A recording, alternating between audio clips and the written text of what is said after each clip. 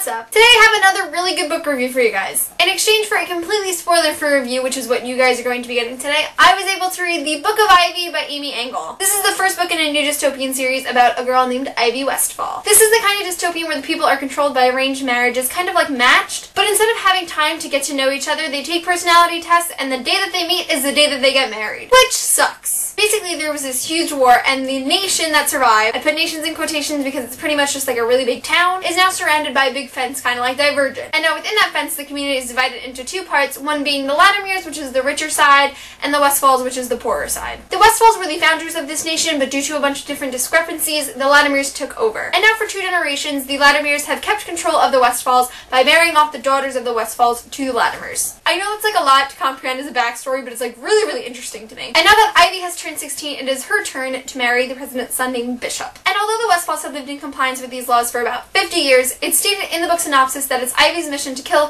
her soon-to-be husband, the president's son, and restore power to the Westfall family. And as soon as I read that last line, I was like, holy crap, this book is gonna be epic. And it didn't disappoint. I gave it a 4-star rating on Goodreads, and I was just hooked instantly. I could not get this book out of my head. I would definitely recommend it to anyone who's looking for a quick and easy fun read that's really easy to get lost in. I did really enjoy the writing style. Normally I would feel like little tidbits like blah blah blah written in published literature would kind of like feel really corny and cheesy to me, but I actually really liked the way that the book was written. The book is really short. In my first session of reading it, I read over 100 pages and it felt like it only took me 20 minutes. I don't know if this was just because of the way that the book was written or it was because this is the first book I've ever read on an ebook, but it was really fast. I think the reason for marriage in this book is really interesting. The book starts right as Ivy's getting ready to go to her actual marriage before even meeting this guy. And so right off the bat there's this really good quote. By marrying out daughters to his side, he ensured that we would think twice about rising up.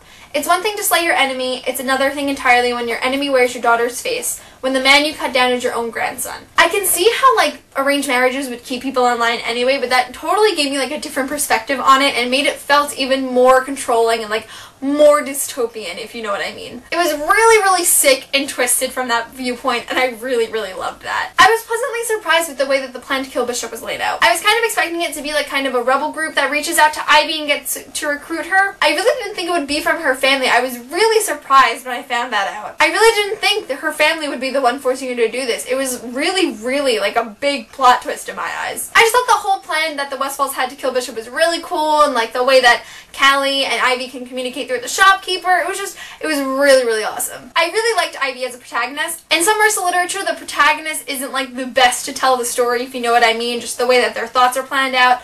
But I really enjoyed reading from her point of view. She's not one of my all-time favorite protagonists, but she has a lot of potential. I love how she's so headstrong, and like if you mess with her, she will put you in her place. I just don't like how she can't stand up to her family. She tells Callie and her father that she doesn't want to kill anyone, but she still goes along with the plan. What are you doing? Yes, near the end she starts to deviate from the plan a little bit more with a few things that she does, but throughout the whole thing, like, she just doesn't want to kill Bishop, so don't kill him and just tell your family no. I absolutely love Bishop Latimer. I can't tell if it's Latimer or Latimere. I think it's Latimer, but I'm not sure, so like don't hold me to that. I first fell in love with him on Ivy and his wedding night. You know, it's kind of expected that like when a husband and wife first get married, they do the sex thing, right? Nah, Bishop ain't about that life. Bishop offers to sleep on the couch right off the bat, and Ivy's like, wait, but I thought you wanted to? And then Bishop like just raised his eyebrows and gave her this cheeky Latimer grin and was just like, you do? And I just thought it was so sweet that he just wants her to make her comfortable right away.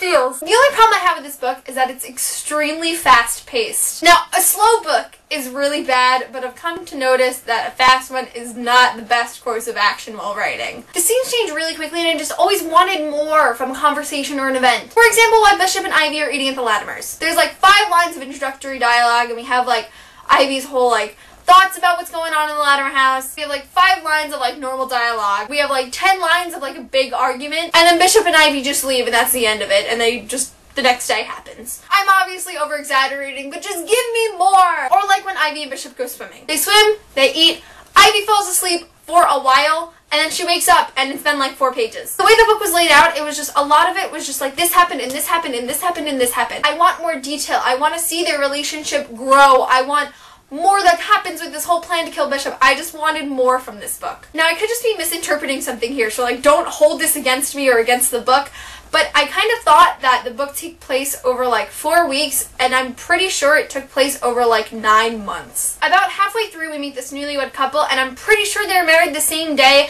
as Ivy and Bishop. I'm really not sure, so like I could be completely wrong about this point. But the wife is really pregnant, and they say she's due in a few weeks. That's a lot of time in 150 pages. Like, the Mortal Instruments has 5 months and 6 books. I thought that was fast, but this is like really fast. And even if I'm completely wrong about this newlywed couple being married the same time as Ivy and Bishop, they could have been married last year for all I know. I could have just skipped a line or something. But there's still the point that the way that Ivy, Callie, and her father have it planned out is that they do everything in 3 months. By the end of the 3 months of their marriage, Bishop is dead. Because Callie's always on Ivy's back about, we're running out of time, or you've had enough time. So it's definitely at least 3 or 4 months that this book takes place over in like 290 pages. I can understand while writing, especially a first book, that you just want to cram everything in like really closely and just get to the point of the end of the book. You just want to skip some parts, you want to skip the details. But I'd rather read a 500-page novel that is like evenly spaced out and has a lot of depth to it than a 300-page novel that just ends. While I just liked how fast-paced the book was, I loved how slowly the romance developed. Obviously, it's a YA dystopian, there's gonna be a romance, and you really should have figured out by now that Ivy and Bishop are meant to be together. And although while reading the book it really only feels like a few days, it's not insta-love whatsoever. By the end of the book, I don't even believe that Ivy actually loves Bishop. I just think she really likes him. That is so refreshing in YA. We finally have characters that just plain like each other. That never happens. I mean, yeah, the book technically does revolve around their relationship. I mean, Ivy's married to Bishop and she's meant to kill him. But it's unlike most romances. Really liked the way it played out. Now, there is a sequel called The Revolution of Ivy meant to be coming out this time next year in November, and I am definitely picking it up. The book ends off at a point that is really good for starting a sequel at. It's kind of a cliffhanger. I mean, it's not catching fire status, but it really makes me want to read more. This is definitely a series that I can see myself following all the way through with. But in the meantime, while I wait for The Revolution of Ivy, you should pick up The Book of Ivy by Amy Engel. Thank you so much, Amy, Rachel Silverman, and everyone at Entagled Publishing for sending me such an awesome book to read. I really hope you guys enjoyed this review, and I hope you enjoyed The Book of Ivy as much as I did. Thanks for watching, and I'll see you guys soon. Bye!